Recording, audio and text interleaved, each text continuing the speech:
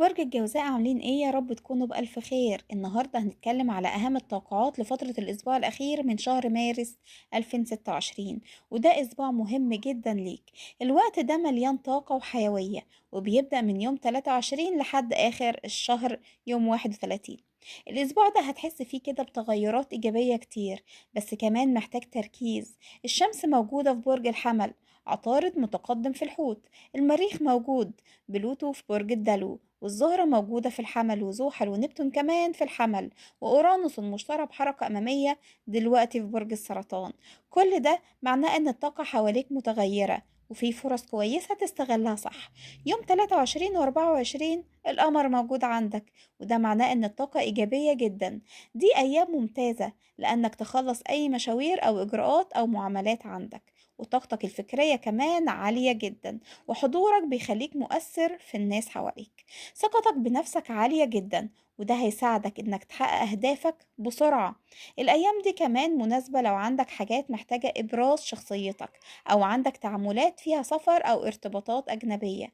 لو في حاجات مالية او مستحقات، دي الفترة المناسبة لمتابعتها.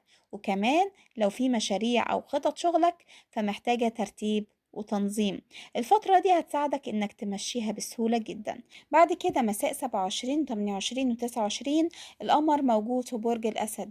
الأيام دي قوية جدا، هتحس فيها بقدرة رهيبة على ربط الأحداث ببعض. أي حاجة كنت مستنيها فهتوصل لنتائج كويسة. لو بتقدم على وظيفة أو مستني رد على أي موضوع مهم هتوصل لنتيجة ممتازة.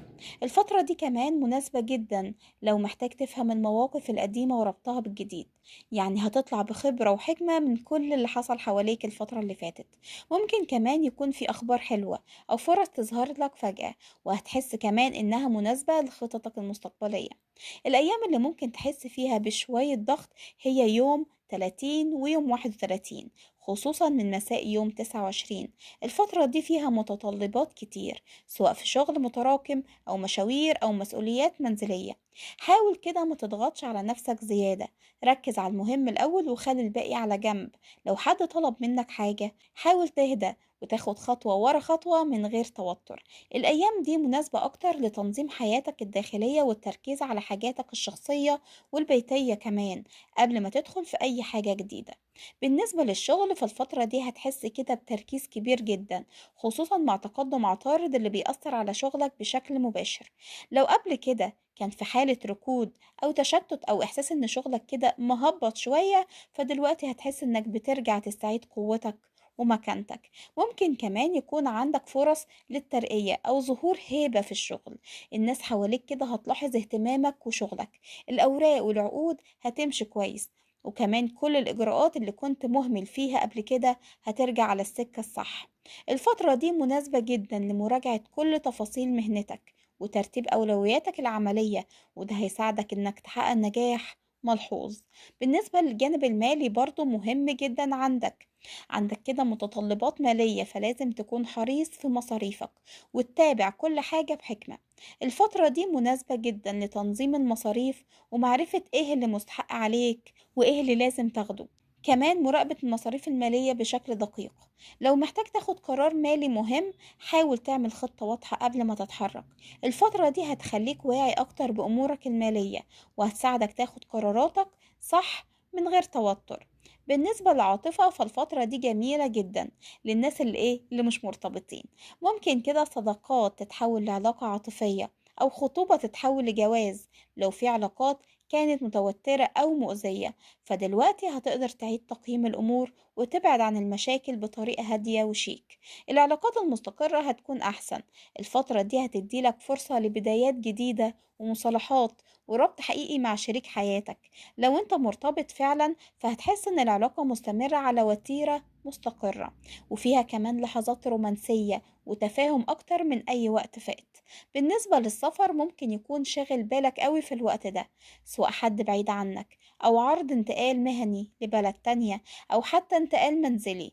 الفترة دي هتفكر فيها كتير جدا، وهتحاول كمان تخطط للتغيير والتجديد. لو في سفر أو انتقال حاول تكون منظم ومجهز كل حاجة قبل ما تبدأ، عشان الطاقة الإيجابية هتساعدك على النجاح. السفر كمان ممكن يكون مرتبط بفرص جديدة أو بتجارب تعليمية أو مهنية، فحاول تستفيد منها على الآخر. بالنسبة للصداقات فمهمة جدا، بس لازم كمان تحافظ على خصوصيتك انت، وما تكلمش عن نفسك أو أسرارك لأي حد بسهولة. وخلي علاقات الصداقة في حدود معينة، حافظ على اللي حواليك إنهم يكونوا ناس تثق فيهم، وما تدخلش في حياتك أكتر من اللازم عشان ما تتعرضش لمشاكل أو استغلال. الفترة دي كويسة لتقوية العلاقات اللي فعلا تهمك، وده هيساعدك إنك تحس بأمان واستقرار اجتماعي. نصيحة كمان، حاول توزع طاقتك صح، وما تركزش على كل حاجة مرة واحدة. ركز على شغلك، حياتك المهنية، علاقاتك العاطفية، وشؤونك المالية، ومشوارك اليومي. الفترة دي يا جوزاء هتديلك فرصة إنك تحس كده إنك قادر تتحكم في حياتك، وتوصل لأهدافك بطريقة سلسة ومنظمة. بالنسبة لكل يوم بالتفصيل، عندنا يوم 23 و 24 أيام ممتازة للطاقة الإيجابية والشغل والمشاوير كمان. يوم 27 و 28 و 29 أيام قوية إنك تربط بين الأحداث، النتائج ومتابعة المستحقات. يوم 30 و 31 أيام فيها ضغط ومسؤوليات، ركز على المهم وخلي الباقي على جنب. الأسبوع الأخير من مارس فرصة ممتازة لاستعادة قوتك، ترتيب حياتك، متابعة شغلك وأوراقك، وتقوية علاقاتك سواء عاطفية أو صداقات.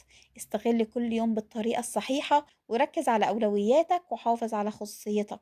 ودي كانت توقعات الأسبوع الأخير من مارس 2026. بتمنى لكم كل الخير والصحة والتفاؤل. ما تنسوش اللايك والشير وسبسكرايب في القناة وتفعيل زر الجرس عشان يوصلك مني كل جديد بنزله. ودلوقتي هقول لكم باي باي.